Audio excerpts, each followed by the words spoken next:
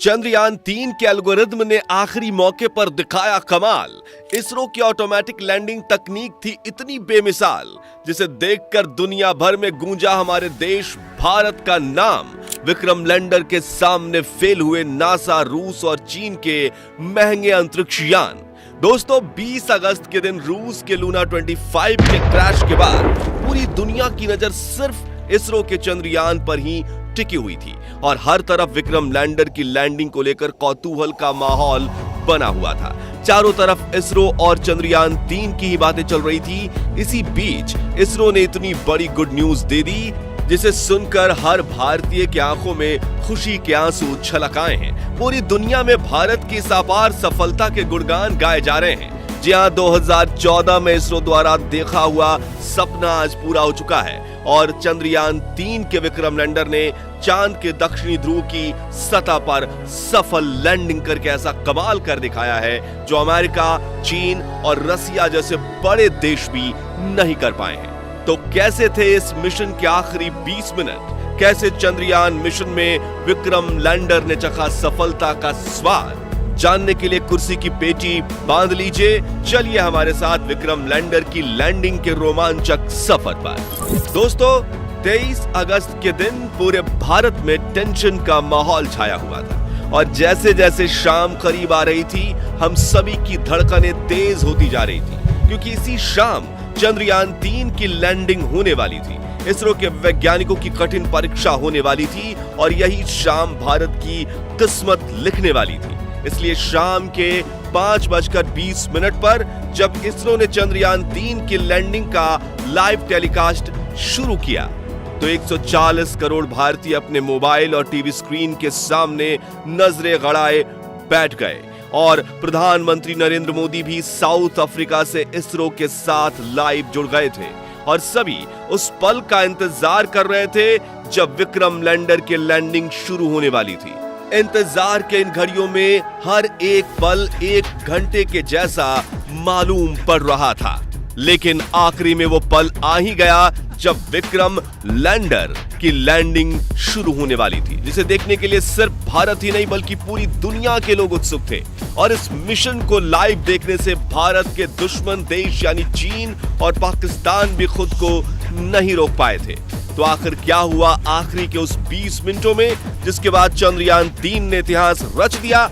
जानने के लिए चलिए चलते हैं विक्रम के साथ मून लैंडिंग के इस रोमांचक सफर पर। तो शाम के करीब 5:44 पर चंद्रयान-3 अपनी कक्षा में लैंडिंग की तैयारी करते हुए 6048 किलोमीटर प्रति घंटे की रफ्तार से दहाड़ते हुए आगे बढ़ रहा था। तभी इसरो के मिशन ऑपरेशन कॉम्प्लेक्स में बैठे चीफ एस सोमनाथ ने आखिरी बटन दबाया और इसके ALS यानी ऑटोमेटिक लैंडिंग सीक्वेंसेस को एक्टिवेट कर दिया।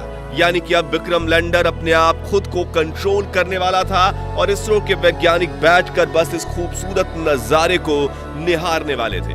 तो इस कमांड के बाद विक्रम लैंडर ने तुरंत अपना कमाल दिखाना शुरू किया और अपनी ऑर्बिट छोड़ते हुए चांद की तरफ बढ़ने के पहले चरण की ओर निकल पड़ा। Rough breaking phase. दोस्तों, लैंडिंग के इस पहले पड़ाव में विक्रम लैंडर ने 30 किलोमीटर की ऊंचाई से चांद की सतह की तरफ बढ़ना शुरू किया और धीरे धीरे गोल चक्कर लगाते हुए ये नीचे उतरने लगा। इस दौरान शुरुआत में इसकी रफ्तार 6000 किलोमीटर प्रति घंटा थी, लेकिन इसके अपने चारों डिबूस्टर इंजन को ऑन करके विपरीत दिशा में दबाव देने से धीरे धीरे रफ्तार कम होने लगी। करीब 11 मिनट 30 सेकंड्स के बाद इसने अपनी रफ्तार को 1300 किलोमीटर प्रति घंटा कर दिया था और ये सतह से सिर्फ और सिर्फ 7.4 किलोमीटर ऊंचाई तक पहुंच चुका था। इसके साथ रफ ब्रेकिंग फेज का अंत हुआ। Altitude hold phase.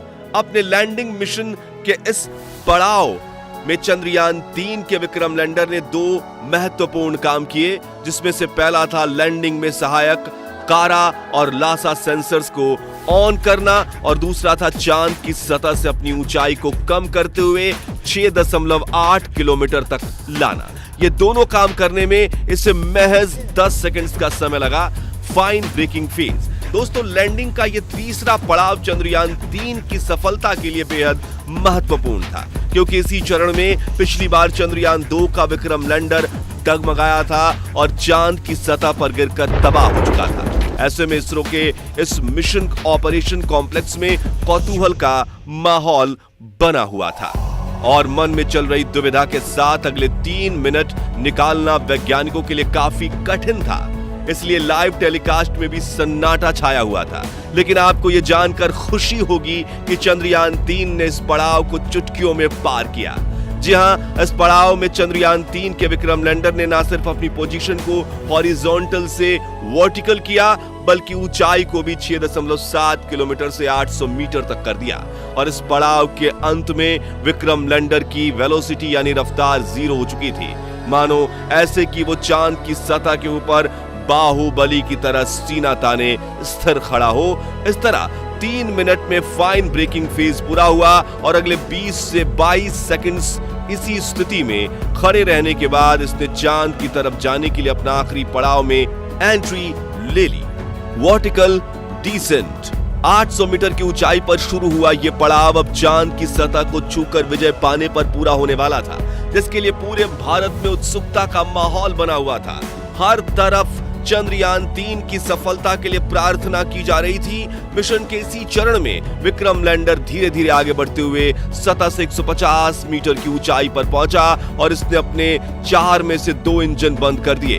इस दौरान इसकी रफ्तार फिर से 0 हो चुकी थी और ये फिर से 22 सेकंड्स के लिए चांद के पतले वातावरण में होवर करने लगा, यानी तैरने लगा। इसी बीच इसके अंदर लगे 11 कैमरास और 9 सेंसर्स लैंडिंग के लिए सही स्पॉट ढूंढ रहे थे। और आपको यह जानकर हैरानी होगी कि चंद्रयान 3 के ऑटोमेटिक लैंडिंग सीक्वेंसेस एल्गोरिथम और इसके सभी उपकरण ने साथ मिलकर रियल टाइम डेटा स्टडी करके सिर्फ 20 सेकंड्स में निर्णय ले लिया। और अगले 20 सेकंड्स में जैसे ही हमने पलकें झपकाई तो विक्रम लैंडर चंद्रमा की सतह पर सीना ताने खड़ा था। इस ऐतिहासिक जीत से, जिससे पूरा भारत तालियों की गड़गड़ाहट से गूंज उठा और हर तरफ उमंग और उल्लास का माहौल बनने लगा, लोग एक दूसरे को बधाइयां देने लगे। भारत के दुश्मन भी इसरो की इस अपार सफलता को देखकर जलकर राख हो गए। दोस्तों, चंद्रयान 3 की ये जीत भारत के लिए इतनी ऐतिहासिक इसलिए थी क्योंकि इस मिशन के साथ भारत ने वो कर दिखाया जो पूरी दुनिया का कोई देश नहीं कर पाया। जहां विक्रम लैंडर ने चांद के उस दक्षिणी ध्रुव पर लैंडिंग कर ली जहां जाने की हिम्मत नासा, रूस और चीन भी नहीं कर पाया। यानी इस कामयाबी के साथ भारत दुनिया का वो पहला देश बन चुका है जिसने चांद के दक्षिणी ध्रुव पर फतेह हासिल की है।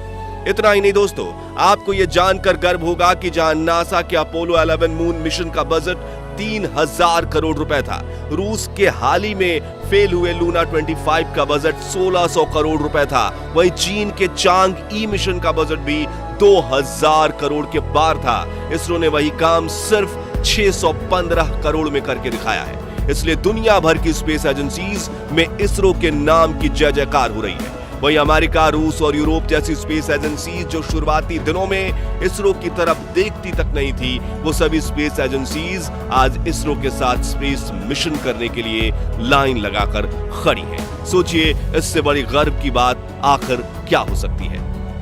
साथियों, चंद्रयान 3 मिशन की सफलता को देखकर साउथ अफ्रीका में बैठे प्राइम मिनिस्टर नरेंद्र मोदी भी खुशी से गदगद हो गए थे और उन्होंने अपने भाषण में इसरो के वैज्ञानिकों की जमकर प्रशंसा भी की। साथ ही उन्होंने इसरो के वैज्ञानिकों को बधाई देते हुए कहा कि आज के दिन हर भारतीय अपने घर में उत्सव मना रहा है क्योंकि भारत अब चंद्रमा पर है। दोस्तों, अगर आपको चंद्रयान 3 का ये रोमांचक सफर पसंद आया और आपको भी इसरो पर गर्व है तो कमेंट में आप लिखिए आई लव इसरो, जरूर ये लिख डालिए। और अगर आप शुरुआत से चंद्रयान 3 मिशन को सपोर्ट करते हैं तो इस वीडियो को लाइक और शेयर जरूर कीजिए। साथ ही चंद्रयान 3 मिशन से जुड़े लेटेस्ट अपडेट्स के लिए हमारे चैनल को सब्सक्राइब करके पास वाली घंटी जरूर बजा दीजिए। धन्यवाद। जय हिंद, जय भारत।